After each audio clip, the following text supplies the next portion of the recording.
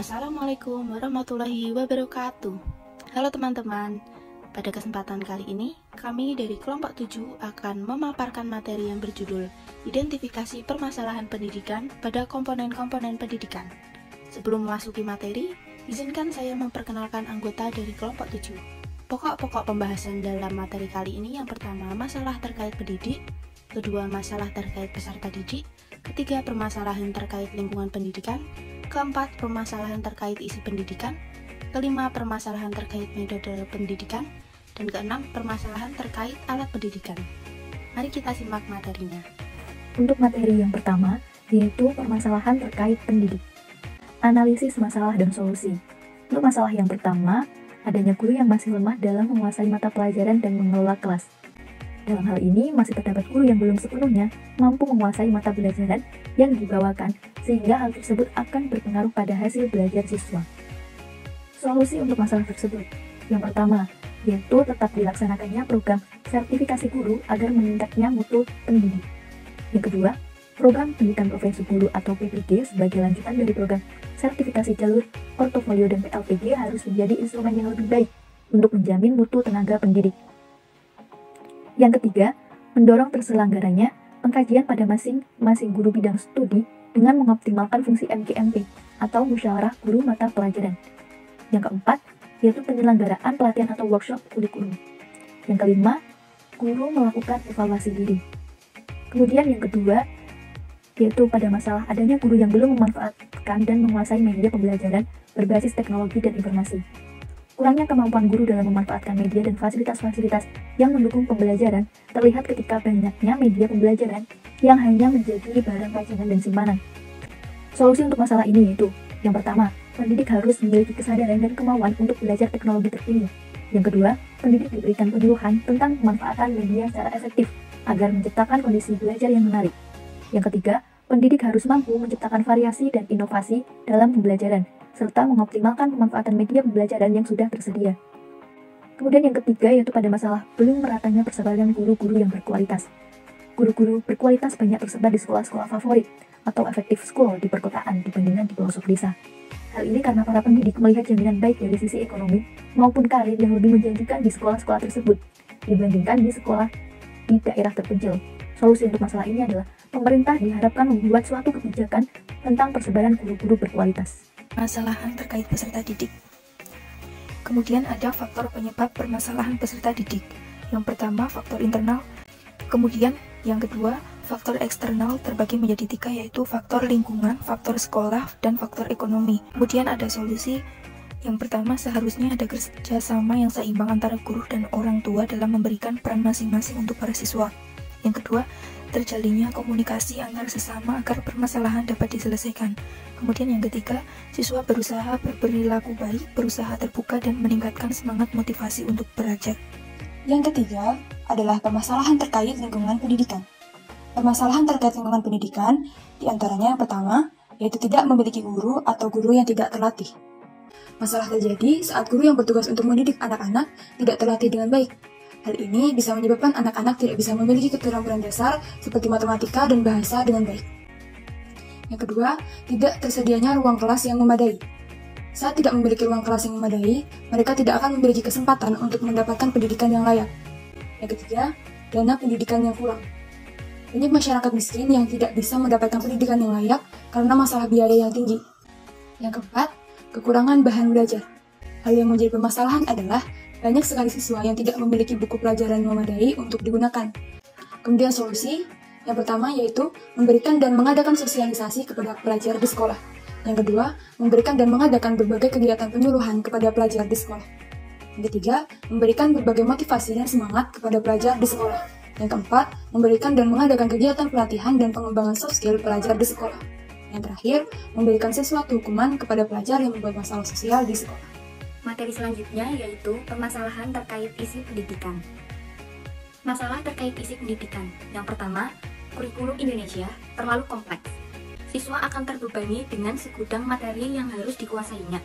Hal ini akan mengakibatkan siswa tidak akan memahami seluruh materi yang diajarkan. Selain berdampak pada siswa, guru juga akan mendapat dampaknya. 2. Seringnya berganti nama. Pengubahan nama kurikulum tentulah memerlukan dana yang cukup banyak. Apabila dilihat dari sudut pandang ekonomi, alangkah baiknya jika dana tersebut digunakan untuk bantuan pendidikan yang lebih berpotensi untuk kemajuan pendidikan. 3. Kurang lengkapnya sarana dan prasarana. Masih banyak sekali kita temui sekolah di daerah terpencil yang memiliki sarana seadanya. 4. Kurangnya partisipasi siswa. Siswa kurang mampu mengeluarkan potensi dan bakatnya. Hal ini karena siswa cenderung pada ketakutan akan guru karena pengenalan selintas materi tanpa berusaha mengembangkan materi atau basis. Solusinya, yang pertama, harus diadakan sosialisasi kepada guru terhadap konsep dan sistematika kurikulum 2013. Kedua, guru harus bisa mengemas materi agar lebih mudah dipahami siswa, menggunakan metode pembelajaran yang dapat menarik perhatian siswa dalam mengikuti kegiatan belajar mengajar.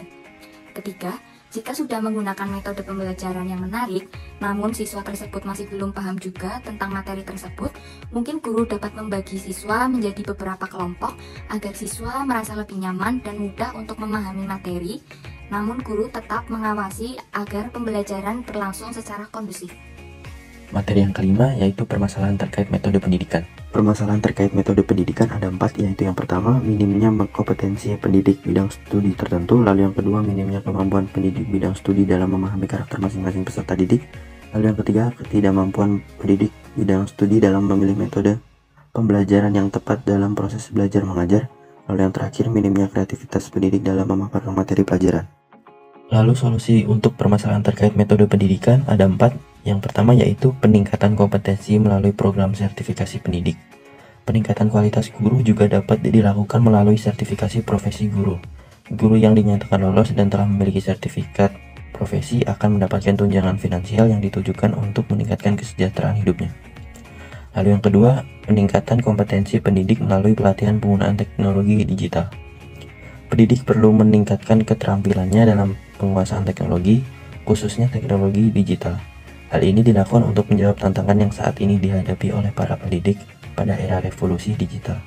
Selain itu, penguasaan teknologi digital akan sangat bermanfaat untuk pelaksanaan pembelajaran dan komunikasi yang efektif. Lalu yang ketiga, menjalin komunikasi dengan orang tua dalam pembinaan. Dengan melakukan koordinasi atau menjalin komunikasi dengan pihak orang tua peserta didik, pendidik dapat lebih mudah memahami karakter setiap peserta didik. Lalu yang terakhir, pendidik diharapkan dapat memberikan variasi pembelajaran. Proses pembelajaran masih terlalu berorientasi terhadap penguasaan teori dan hafalan yang menyebabkan kemampuan belajar peserta didik menjadi terhambat.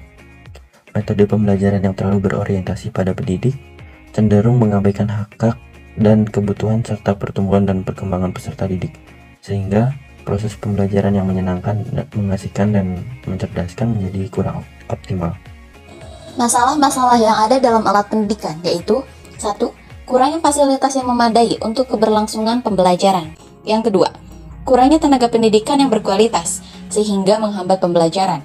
Yang ketiga, suasana di sekitar atau di dalam sekolah yang tidak kondusif. Yang keempat, guru-guru yang sudah berumur mengalami kesulitan dalam mengaplikasikan media-media lain dalam proses pembelajaran.